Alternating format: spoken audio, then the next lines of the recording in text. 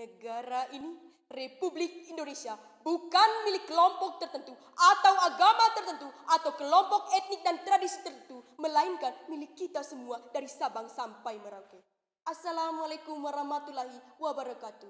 Salve, salam, Om Swastiastu, Namo Buddhaya, salam kebajikan, salam sehat untuk kita semua. Hadirin yang terhormat, pertama-tama mari kita panjatkan puji syukur kepada Tuhan karena pada masa pandemi COVID-19 ini kita masih diberikan kesempatan untuk hidup di negara Republik Indonesia ini. Perkenankan saya membawakan pidato yang berjudul Pilar-Pilar Kebangsaan untuk Indonesia Maju. Hadirin yang saya banggakan, Joko Widodo Maruf Amin mengusung nama Kabinet Indonesia Maju selama periode pemerintahan mereka.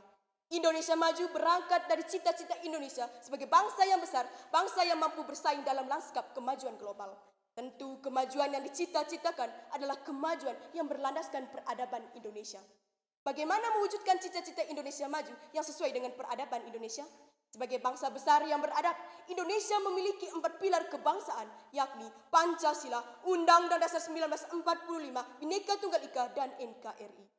Dalam 4 pilar kebangsaan itulah kita meletakkan cita-cita Indonesia Maju. Pertama, Pancasila.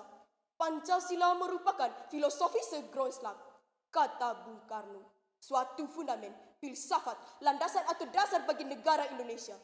Indonesia sebagai bangsa yang besar harus didirikan di atas fondasi yang diangkat dari akar tradisi dan budaya masyarakat Indonesia. Aku tidak mengatakan bahwa aku menciptakan Pancasila, kata Bung Karno. Apa yang kukerjakan hanyalah menggali tradisi kita jauh sampai ke dasarnya. Indonesia saat ini terus berjuang untuk maju dalam segala bidang. Namun, kemajuan itu harus diperjuangkan dalam bingkai moral Pancasila yang menjunjung tinggi religiositas, kemanusiaan, persatuan, kerakyatan, dan keadilan. Kedua, Undang-Undang Dasar 1945 adalah landasan konstitusional yang mengatur hak dan kewajiban warga negara.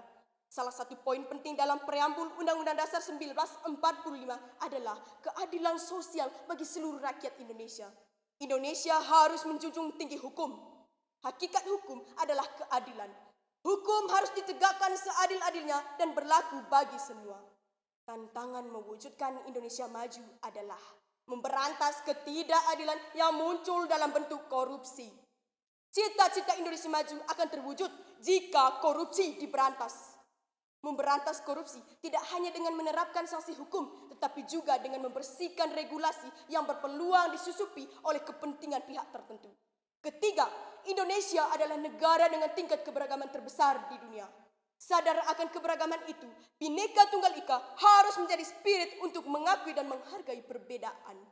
Sebutan Indonesia pada hakikatnya mau menegaskan keberagaman yang membentang dari Sabang sampai Merauke. Pengakuan timbal balik terhadap suku, bangsa, ras, agama, dan golongan merupakan suatu keharusan. Gaung moderasi beragama yang terus dikumandangkan akhir-akhir ini merupakan ikhtiar dari pemerintah dalam menjalankan hidup keagamaan yang sehat, bebas dari intoleransi, dan memerangi radikalisme. NTT adalah contoh yang baik dan patut menjadi laboratorium tempat semua orang belajar menghargai perbedaan dan menjunjung tinggi toleransi.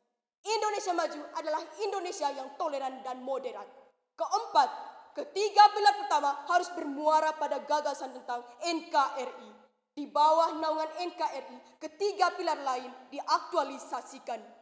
Jika konflik merupakan antitesis dari kedamaian, maka perpecahan merupakan antitesis dari kesatuan. Gerakan-gerakan separatis merupakan suatu kemunduran dan pengingkaran terhadap NKRI.